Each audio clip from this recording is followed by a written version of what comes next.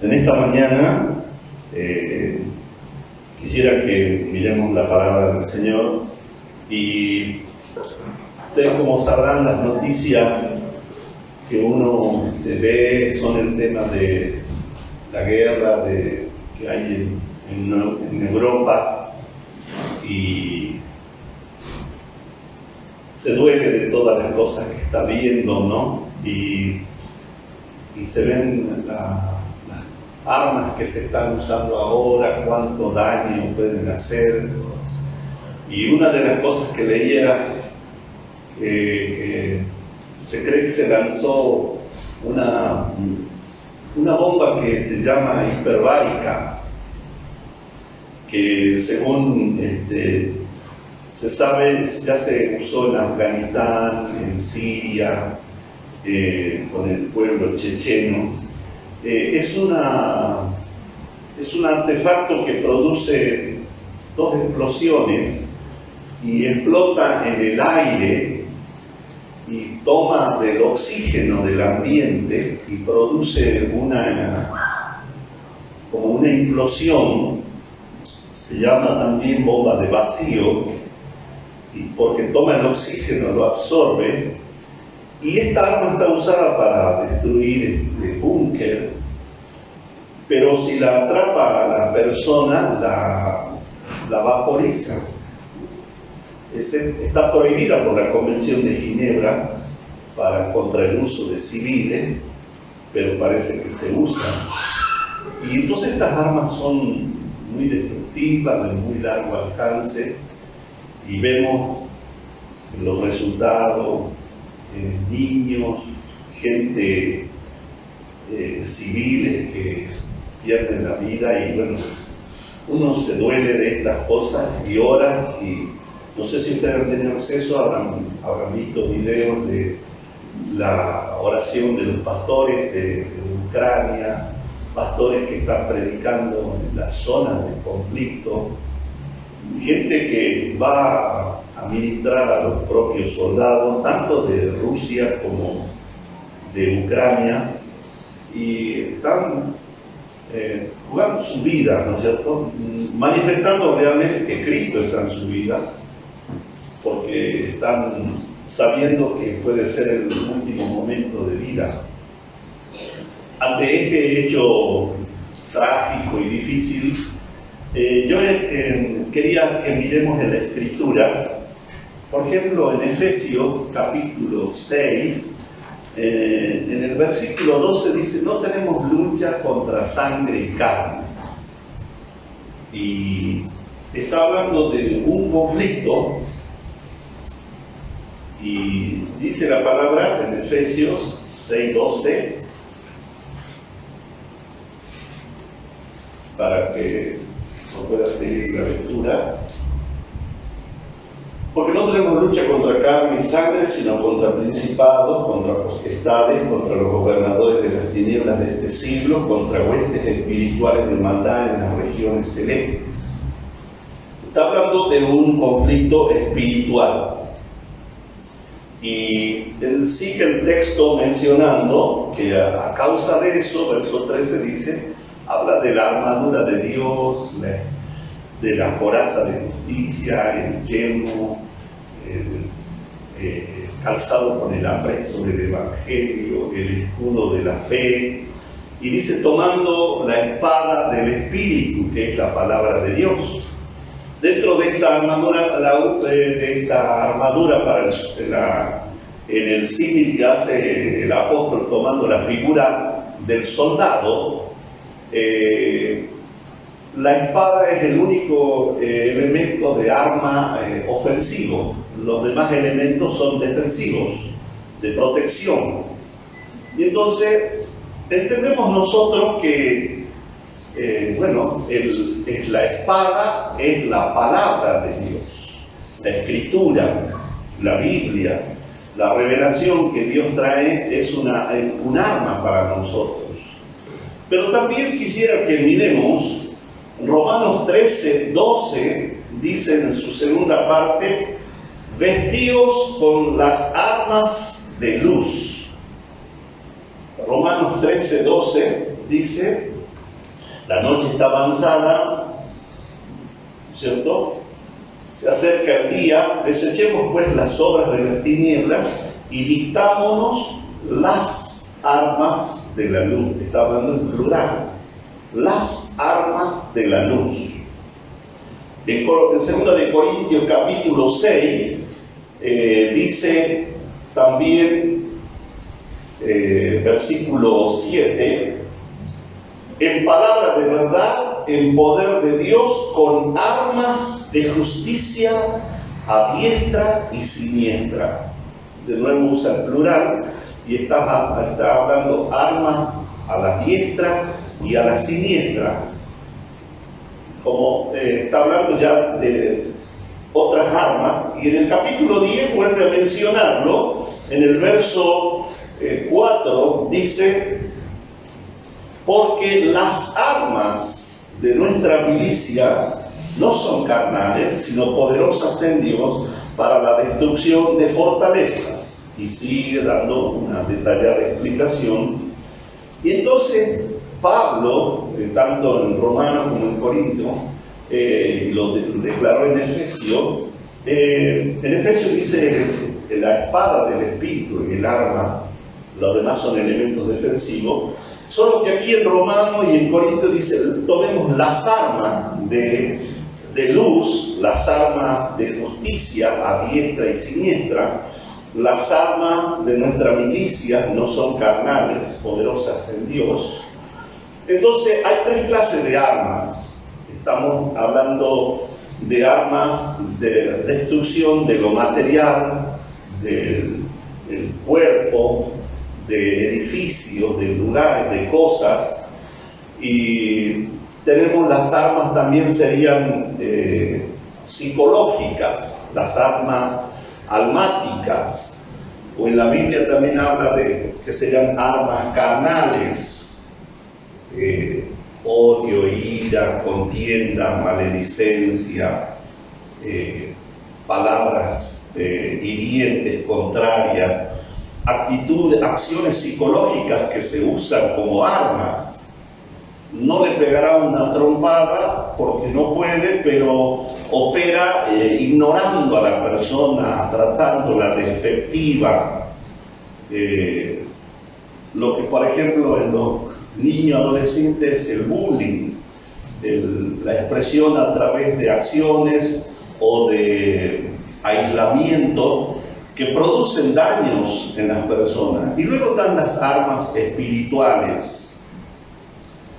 Y dentro de las armas espirituales, que Pablo nos dice que no son carnales, sino son espirituales, poderosas en Dios para la destrucción de fortaleza, armas de justicia a diestra y siniestra.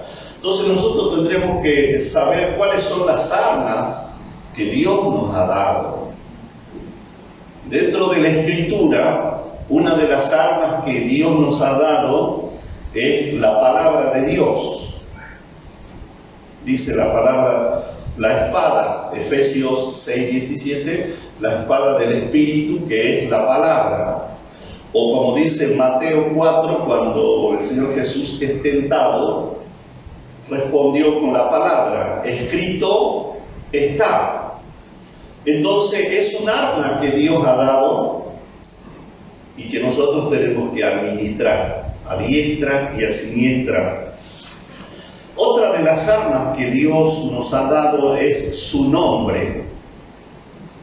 En mi nombre, dice Marcos 16:17, echarán fuera demonios. Nos ha dado el nombre de Jesucristo, que es un nombre sobre todo nombre, que toda rodilla se doblará, que es sobre toda fuerza espiritual. Se nos ha dado a la iglesia el nombre del Señor Jesús, y en su nombre se puede echar fuera demonios. Esa es otra arma que los hijos de Dios tenemos que administrar. Otra de las armas, dice Primera de Juan capítulo 5, versículo 4, 5:4 lo leo, porque todo lo que es nacido de Dios vence al mundo. Y esta es la victoria que ha vencido al mundo, nuestra fe. Nuestra fe es un arma que tenemos los hijos de Dios para batallar. Todo lo que viene de fe agrada a Dios. Todo lo que no viene con fe no es acepto delante de Dios. Es un arma, dice, por la fe es la que vence al mundo, al sistema, a la política, las formas de pensamiento, es a través de nuestra fe. Otra de las armas que Dios nos ha dado es la oración. Efesios 6:18, cuando habla de la armadura y de la espada, dice, orando en todo tiempo con súplica en el Espíritu. Y dice la palabra también, tenemos el ejemplo en 2 de Crónicas 20, cuando el rey Josías el rey Josafat está siendo atacada por 3 ejércitos, los de Moab, los de Amón y los del monte de Seir, y dentro de la lógica era una destrucción inminente. Entonces él entra a la casa de oración, invoca a Dios en oración y pide, y le recuerda lo que Dios había pactado con Salomón en la dedicación del templo. Si viniera espada de castigo o pestilencia, a causa de nuestras transgresiones, e invocaremos tu nombre, tú oirás desde los cielos y actuarás. Entonces, Josafat y con los sacerdotes oraron a Dios, recordaron esta promesa, porque en 2 de Crónicas 6 está este relato, y en el versículo 1 del capítulo 7 dice, y cuando hubo acabado de orar Salomón, descendió fuego del cielo y consumió el holocausto. Dios dijo, estoy de acuerdo con esa oración, yo voy a actuar cuando así suceda.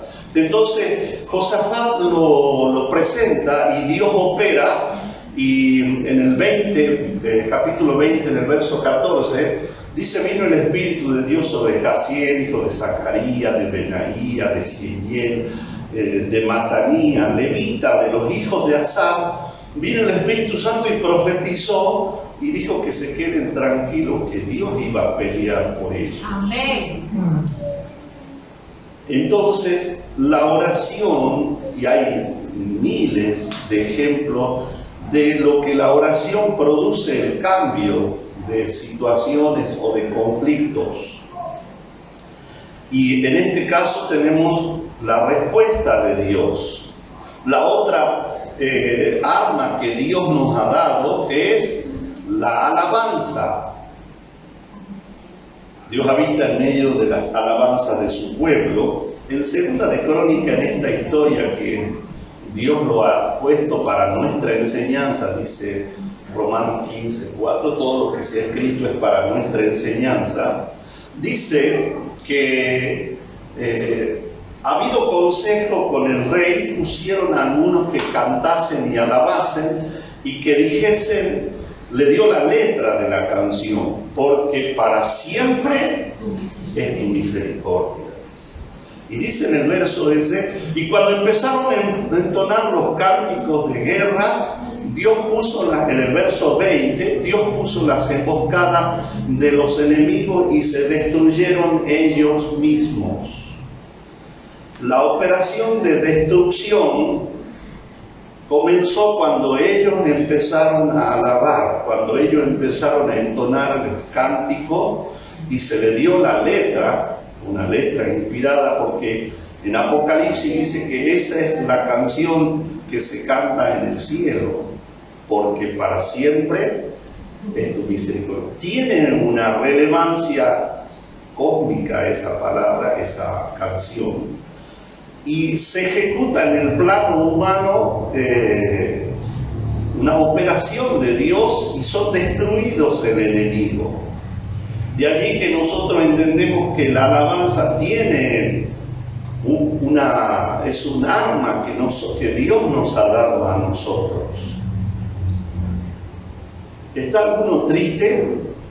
Cante alabanza. opera cambiando una atmósfera, llevando a un entendimiento que no estaba claro o estaba nublado. Entonces, esas son las armas que Dios nos ha dado: su palabra, su nombre, nos ha dado la oración, nos ha dado la alabanza. Otra de las armas que figuran en las Escrituras es el ayuno. En el capítulo 10 de Daniel dice que Daniel ayunó por 21 días, porque quería saber cuándo se empezaba a cumplir la palabra profética de Jeremías 25. Y ayunó 21 días y vino el ángel de Dios trayendo la respuesta y le dijo: desde el día que propusiste en tu corazón ha salido la respuesta, solo que hubo un impedimento. El príncipe de Persia, el príncipe de Grecia, y tuvo que venir otro ángel en ayuda, y él trae la respuesta de Dios a Daniel y le explica no lo que Daniel esperaba, que ya comenzaba la restauración, el regreso a Jerusalén de los deportados, de los 70 años que ya habían pasado. No, le profetiza que 70 semanas están establecidas, le explica el plan de Dios. Después nosotros sabemos que Dios le dijo a Daniel: tú no vas a volver, te vas a quedar ahí nada más. Pero aquí nosotros tenemos que el ayuno ha producido un cambio. Alguien dirá: bueno, el ayuno no hace nada, es la fe. No, hay un momentito, hay que mirarlo a la luz de la palabra. En el Nuevo Testamento Pablo dice en oración, en ayunos, en vigilias, en búsqueda de Dios. Era parte de su vida, y lo mismo que del apóstol Pedro, de los apóstoles.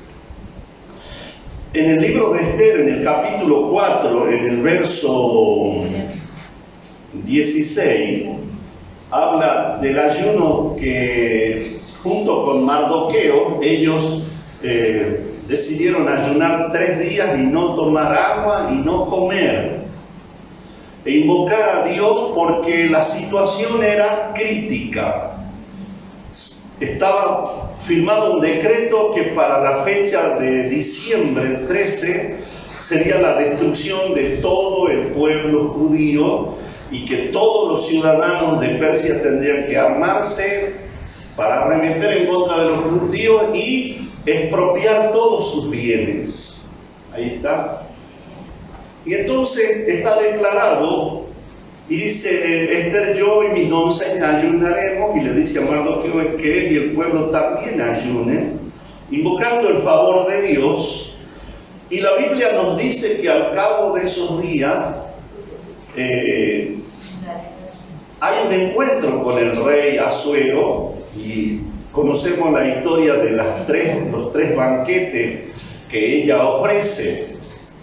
Y al último le declara que el rey le ofrecía hasta la mitad del reino. Y ella le dice: queremos que se nos dé la vida por nuestro botín, porque hemos sido vendidos para ser destruidos. ¿Y quién ha hecho este soberbio?, dice Asuero, y la reina lo señala al general. Y entonces se desata la ira, la furia del rey, y la sentencia ya queda establecida para este hombre. Hubo un giro de 180 grados en las situaciones. Están los que creen en el ayuno y están los que no creen en el ayuno. Por lo menos la Escritura lo muestra en el Antiguo y en el Nuevo Testamento como parte de la vida de los hijos de Dios. Y es un arma que nosotros debemos administrar. Dice la palabra de Dios también que los profetas y las profecías son armas de Dios. En Jeremías 23, 29 dice: mi palabra es como fuego, como martillo. tienen un componente de parte de Dios para quebrar la dureza, para consumir, para purificar. Y así era usado el profeta Jeremías, como han sido usados los profetas y como seguirán siendo usados los profetas en este tiempo. Entonces, estas son muchas de las armas que en la Escritura nos dicen que nosotros debemos usar. Pablo dice, usando armas, plural, a diestra y siniestra. Las armas de nuestra milicia no son carnales, sino poderosas en Dios. Las armas, vistámonos de las armas de luz, las armas que pertenecen al reino de Dios. Y entonces la Escritura aquí nos muestra la palabra, el nombre, en el nombre de Jesucristo echarán fuera demonios, la fe, la oración, la alabanza, el ayuno, la palabra profética, el ministerio profético, son armas de Dios y que son para que sean administradas por los hijos de Dios, por la iglesia. Entonces es como que estas armas son repartidas a todos. No son armas que son dadas a algunos ministros o varones y mujeres en forma particular o de algún lugar. No, estas armas, así como Dios repartió herramientas para que nosotros desarrollemos nuestra vida, nos dice la Biblia que el amor de Dios ha sido derramado en nuestros corazones. Nos ha sido dado la fe del Hijo de Dios, nos ha sido dada la gracia, nos ha sido dada todo lo que pertenece a la vida y a la piedad, que serían utensilios, herramientas, principios de funcionamiento. También nos ha dado armas y nosotros todos tenemos esa facultad de usarla, pero no todos la usan. Algunos por desconocimiento y algunos porque no creen, otros por desconocimiento y otros porque nunca la pusieron en práctica, no probaron su valor o el efecto que produce. Por supuesto que hay que hacer un estudio. Si estudiamos del ayuno, Isaías 58 dice: vosotros ayunáis para que tener razón en vuestro reclamo. No ayunéis así, porque yo no le voy a responder. Más bien el ayuno que yo escogí dice que ayudes al necesitado, al pobre, y que lo cubra. Entonces nacerá tu justicia y Jehová se hará ver. Entonces está todo los pros y los contras, lo muestra la palabra. A lo que yo quiero ir en esta mañana es que también hay armas que Dios da, pero que solo se consiguen en combate. No se reparten a todos. Hay armas que usted se apropia en la guerra. Hay veces ha caído el enemigo y ha dejado el armamento, y entonces se apropia del armamento y pasa a ser elementos a favor para poder defenderse o para tener un mayor alcance. En el Antiguo Testamento hay dos ejemplos gráficos que nos ayudan a entender. Primera de Samuel, quisiera que el que quiera seguir la lectura de la palabra, dice Primera de Samuel capítulo 17. Hago la cita general porque es la historia de David y de Goliat, que imagino que usted la conoce. El verso 23 dice que salió un llamado Goliat, filisteo de Gat, salió de entre las filas de los filisteos y habló las mismas palabras, y lo oyó David. O sea, el desafío, la provocación: denos un hombre que pelee contra mí, y si él pudiere más, nosotros seremos sus siervos, y si yo pudiere más que él, ustedes pasarán a ser nuestros siervos y darán tributo. Y la historia la conocemos, nadie se animaba, todos tenían miedo, hasta que David se hace presente.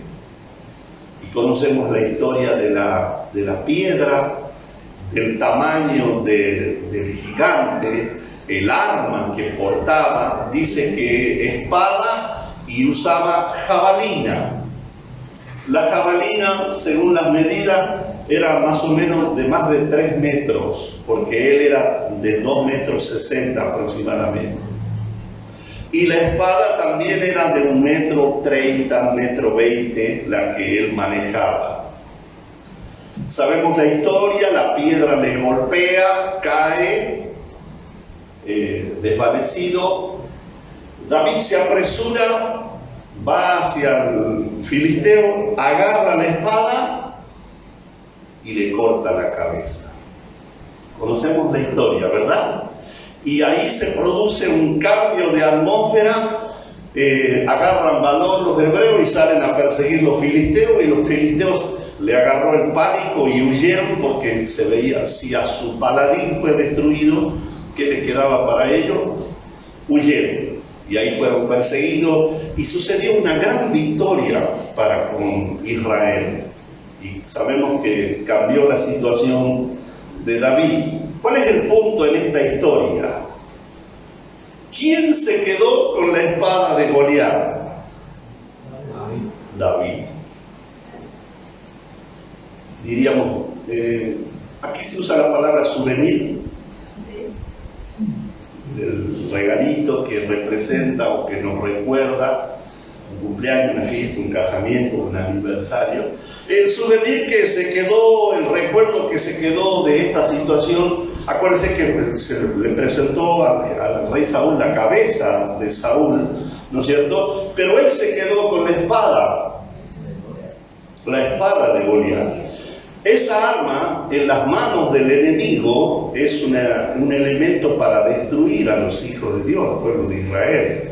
Esa misma arma en la mano de David es un elemento para liberación del pueblo de Dios. Digamos, la espada es neutra. El que le da el valor es quien la administra, quien la maneja. Saúl era para destruir, en la mano de David era para liberar. Y así fue. La historia nos dice que esa espada después David la hizo guardar en el lugar donde estaban los profetas y los sacerdotes. Cuando David tuvo que huir por el tema de Absalón, tuvo que salir tan apresurado que no llevó nada. Llegó ahí, pidió comida y pidió arma. Pero acá no hay arma, le dijeron. Solo está la espada que vos trajiste, está envuelta en un velo. Y dice David, ninguna como ella. Y se la llevó. Esta historia está escrita para nuestra enseñanza, dice Romanos 15:4. No está puesta porque al escritor le sobró tinta o no tenía qué punto decir. Está puesta porque es una expresión gráfica, ya sea de sombra, figura, de lo porvenir, de que hay armas que Dios nos va a dar, pero se consiguen en, diga, combate, en un enfrentamiento, en una situación que Dios nos pone porque Él quiere que se produzca algo en nosotros, o que conozcamos el valor de las armas que nosotros que tenemos y no sabemos que tenemos.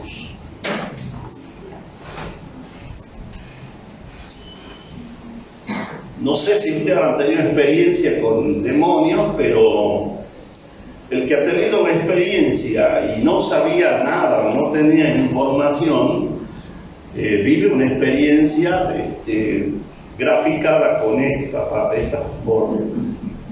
No sé cómo se llama acá.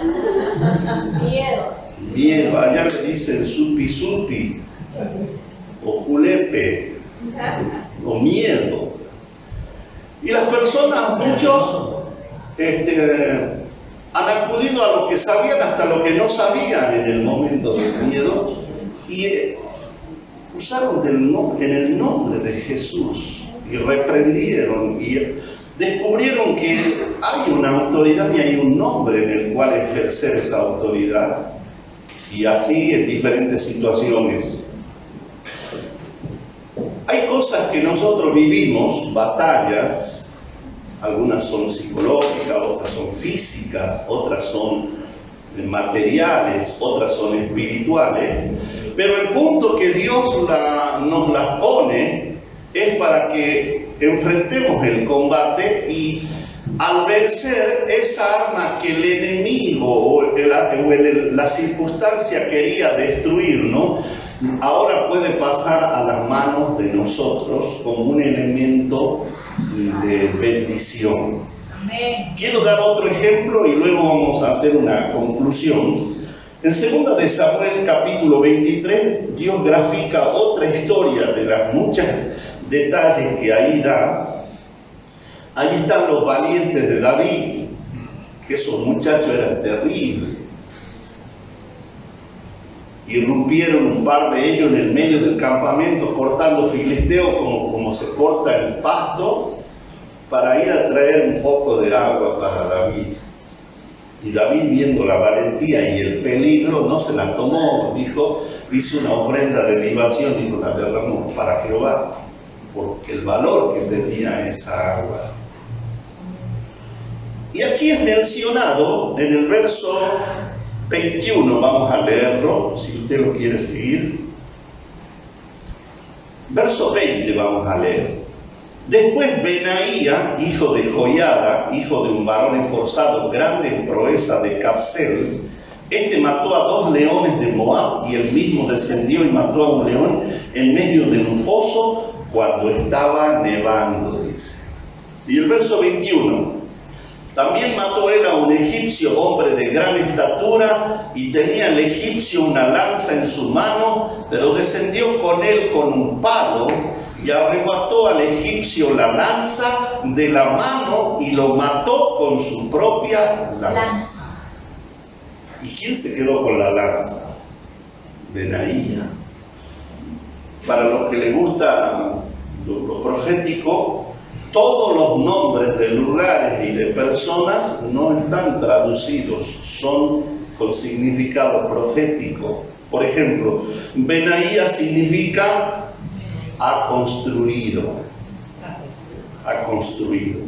Eso usted lo puede buscar en la concordancia Strong por las palabras y ahí sale. Joiada, que sería de la familia, significa conocido de Dios. No es casual que este guerrero sea un conocido de Dios. Y es de la zona de Capsel. Es como diríamos, es del norte, es de Sudamérica, o es del sur de Bolivia, o es de tal departamento o de tal provincia para identificarse. De Salta, un gauchito. Dios, Capsel significa Dios ha recibido. Son muy significativos los nombres. Es como yo dije, cuando la profecía vino sobre Jaziel, cuando oró Josafat, Dios le dijo: Dios, recuérdate lo que pactaste con Salomón. Y fíjese que Jaziel significa Dios se recuerda. No es casual, es causal. Entonces Benaía, hijo de Joiada de Capsel, varón valeroso, de las proezas que hace, yo rescato lo que dice el verso 21, peleó con un egipcio de gran estatura que tenía una lanza en su mano, y él entró a la batalla con un palo. Le arrebató la lanza al egipcio y con la lanza lo eliminó. Esta historia está escrita para nuestra enseñanza. Esta arma no se reparte a todo. Esta arma se consigue en la batalla. Si yo tengo una lucha porque el enemigo conoce nuestras debilidades. Y resulta que mi batalla es yo soy de mal genio, entonces el enemigo se aprovecha o pone situaciones en mi vida de eso, de mal genio, y que producen situaciones adversas o me crean más problemas las formas de reacción. Y para mí representa una batalla. Si yo logro vencerlo, yo le quito el arma con que él me ataca y pasa a ser un instrumento de mi bagaje. Es como que ahora yo tengo esa arma que antes me irritaba y me producía cólera. Ahora yo tengo autoridad en contra de eso. Dice Lucas 11:22, si lo podemos ver. Viene uno, a ver, lo leamos. Lucas 11:22.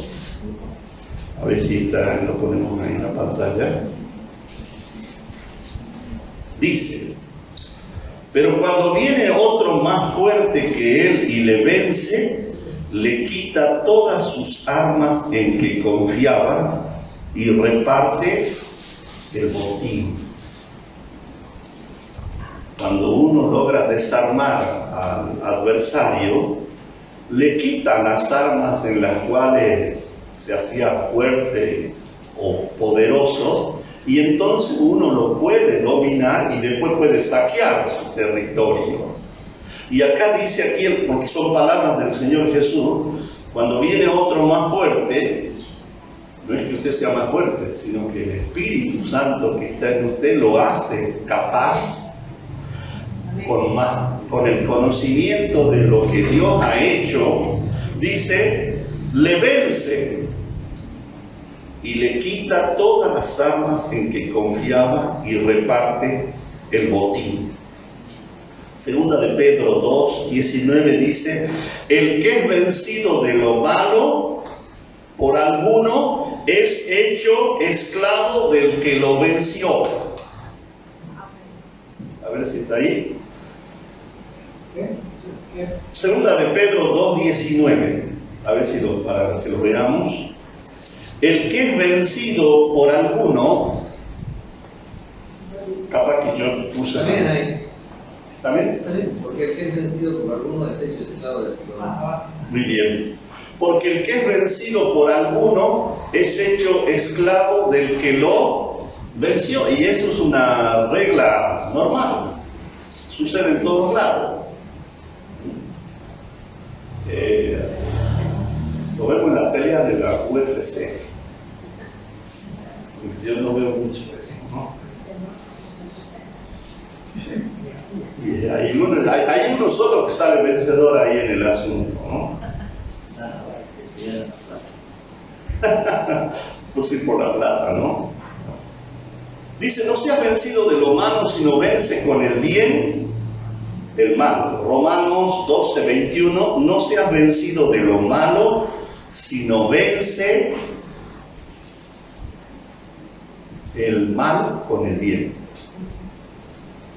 No seas vencido de lo malo, sino vence con el bien el mal.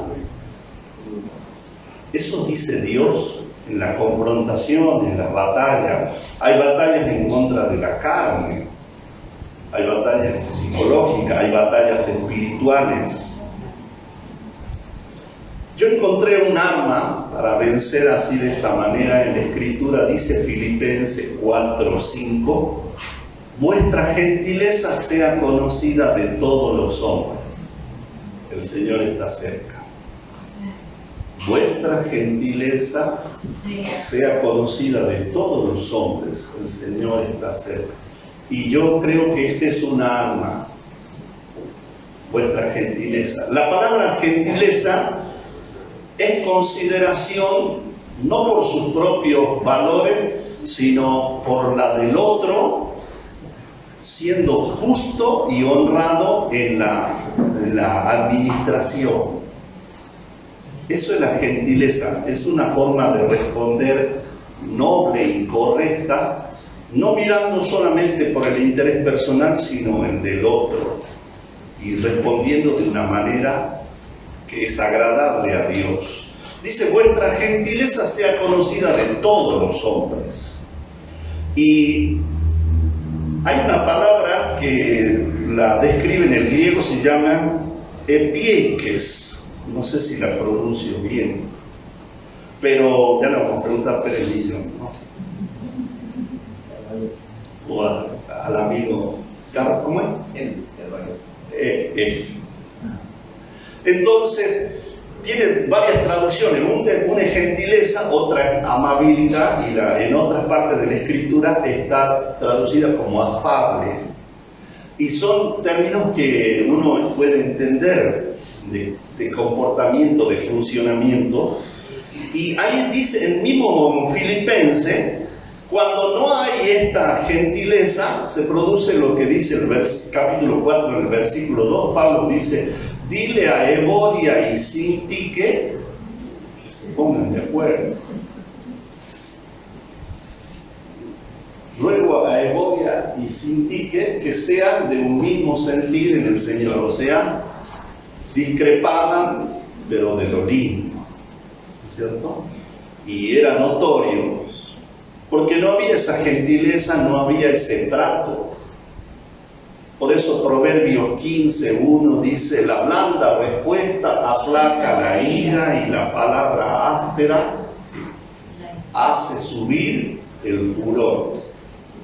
El lenguaje lunfardo se recalentó, dice. Y sucedió cualquier cosa. ¿Sí? Proverbios 15:1 dice, es una definición maravillosa, la blanda respuesta aplaca la ira. Para mayores detalles, usted estudie la conversación de Abigail con, ¿cómo se llama la esposa de? De la segunda esposa que tomó David. No, la que del esposo que murió. No. La madre de Salomón. No, se me chispoteó el nombre por eso.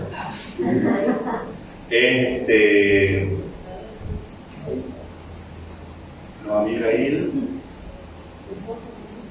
¿Cómo se llamaba el esposo? ¿Nabal?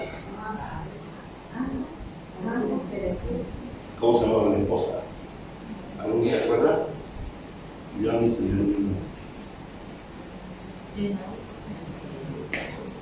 Queda ahí entonces para la investigación, porque no quiero aseverar, pero no me acuerdo el nombre. Pero es una historia donde ella, Abigail, ¿no es cierto? Ella sale al encuentro cuando David ya venía para matar a todos, y ella sale con una respuesta tranquila. Dice, ¿para qué lo vaya a matar? Si Dios te ha elegido para que seas rey y para que administre bien. Y David dice, bendita seas tú que has salido para estorbarme, para que yo no vaya a hacer, porque se habían jurado de que no iba a quedar ningún varón con vida. Nabal era su esposa. Nabal era su esposa. La blanda respuesta aplacó la ira, la calentura que tenía David, el enojo. Yo encuentro que cómo nosotros administramos esta arma de la gentileza, cómo yo vivo la gentileza. La palabra de Dios dice, Colosenses, vestidos como escogidos de Dios. ¿Cómo yo me visto de gentileza? Tengo que pedir al Espíritu Santo de todo corazón que me ayude a que mi carácter y mi forma de expresión sea agradable a Dios y agradable a las personas. Una respuesta correcta, una respuesta afable, y eso es una tarea de todos los días, porque muchas veces nos despertamos con el indio y con la pluma chueca, y entonces tenemos que acomodar la pluma o acomodarlo al indio moderaste, diría, ¿no?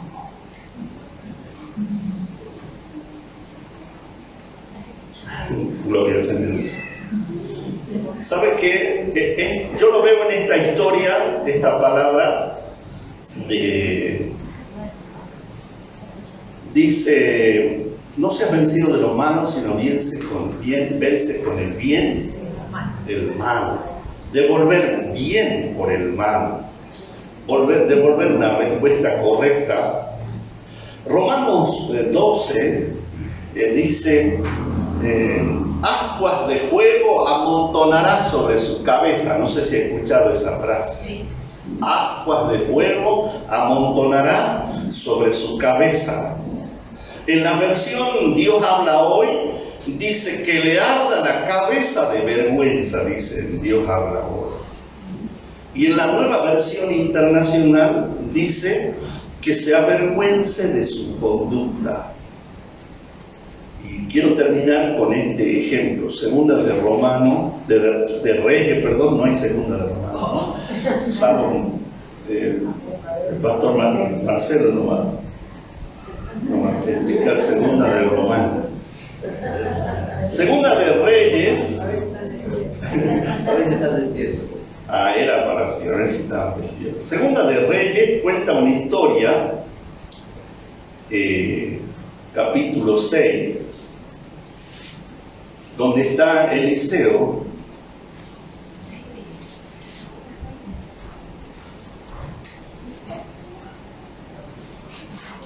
A ver, ¿está don Eliseo por acá?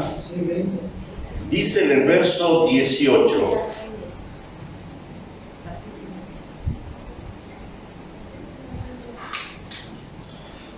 Vienen bandas armadas de Siria y atacan al pueblo de Dios y lo asedian. Entonces dice en el verso 18, y luego que los sirios descendieron a él, oró Eliseo a Jehová y dijo, te ruego que hieras con ceguera a esta gente. Y lo hirió con ceguera conforme a la petición de Eliseo. ¿No es cierto? En el verso 22 se suscita, dice, y cuando llegaron a verso 19, después dijo Eliseo, ¿no es este el camino? Le dice a los que quedaron ciegos, ¿no es cierto? Ni esta es la ciudad, seguidme, los agarran de la mano, y yo guiaré al hombre que buscáis, y los guió a Samaria y los puso en el medio de la plaza.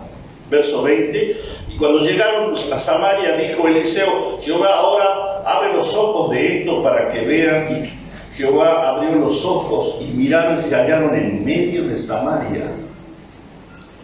Cuando el rey de Israel los hubo visto, dijo a Eliseo, ¿los mataré, padre mío? Y dijo, verso 22, él le respondió, no los mates, matarás tú a los que tomaste cautivos con tu espada y con tu arco. Pon delante de ellos pan y agua para que coman y beban y vuelvan a sus señores. Verso 23. Entonces se les preparó una gran comida cuando habían comido y bebido, y los envió, y ellos se volvieron a su señor, y nunca más vinieron bandas armadas de Siria a la tierra de Israel. Con qué vergüenza, ¿no? Con qué cara podrían de nuevo incursionar en contra si le había sido dada la vida por botín. Se les valoró la vida y se les dio agua y comida. ¿No? Se les trató bien. Esta es una blanda respuesta. Esta es una respuesta de gentileza. Por eso en la Escritura dice, ascuas de fuego amontonarás sobre su cabeza. Cuando nosotros respondemos con gentileza, y esto yo lo veo cuando modifico mi forma de responderle a mi esposa, la forma de responderle a mis hijos, la forma de responder con la gente que me relaciono, o sobre todo cuando se suscita alguna fricción, alguna situación, ¿no es cierto?, que siempre nos Adán, no sé o qué nombre le vamos a poner, pero emerge, ¿cierto? O se quiere imponer. Pero el Espíritu Santo que está en nosotros nos recuerda, o por lo menos nos incomoda acá en la conciencia de que respondamos conforme a Dios. Por eso yo considero que la gentileza es un arma de justicia. Responder bien. Responder, dice, ascua de fuego amontonarán sobre su cabeza.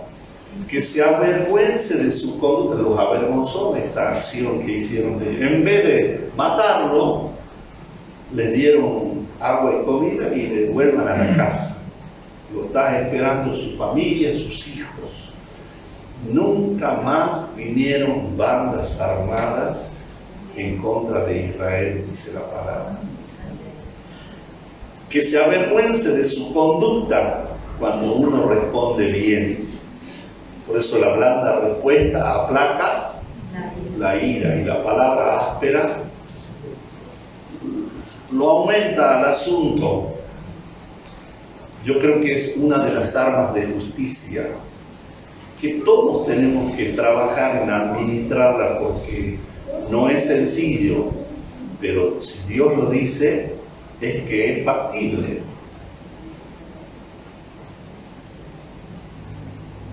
Hay que practicarlas para ver su valor y su resultado.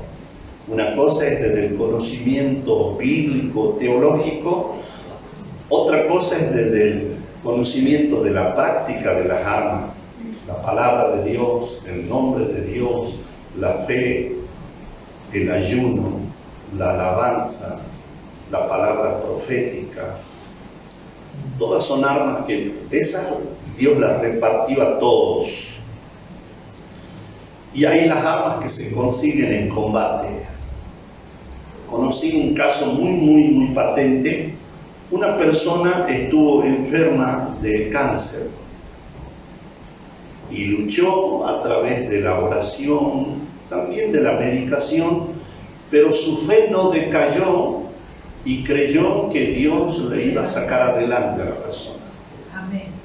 Y Dios se glorificó y la persona se sanó. Esta persona arrebató la lanza a ese egipcio y ahora esa persona tiene esa lanza. Ahora esa persona tenía una fe y una convicción para orar por cualquier persona que estaba en esa condición, porque la tiene esa arma. El que venció el espíritu de depresión y de suicidio y batalló y se fortaleció y se posicionó en Dios y logró salir de esa situación, le tomó esa arma destructiva con que ataca a las personas. Y esta persona ahora tiene autoridad para orar por cualquier persona que tiene depresión o suicidio. ¿Y sabe qué? Como conoce los síntomas desde adentro, le puede identificar a la persona que está en ese proceso, porque le conoce todas las reacciones que las tuvo: el no querer levantarse, el no querer comer, el no querer hablar, el que ya la vida no tiene sentido. Como las pasó, le puede reconocer de lo lejos a la persona que está viviendo esa circunstancia. Y puede ir precisamente y ministrarle. Que el Señor nos ayude. Amén. Estamos viviendo un tiempo muy especial de la iglesia y la luz, la iluminación cada día es mayor del Señor, y también el compromiso que tenemos que tener. Dios nos reclama: al que mucho se le ha confiado, mucho se le demandará. Y Dios nos ha confiado mucho, así que vamos a tener que rendir cuenta mucho. Amén. Amén. Vamos a orar. Yo quiero que oremos.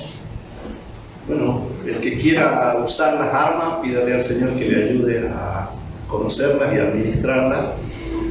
Y yo quisiera que oremos para que Dios, por su Espíritu Santo, nos ayude a a que ser gentiles, nobleza.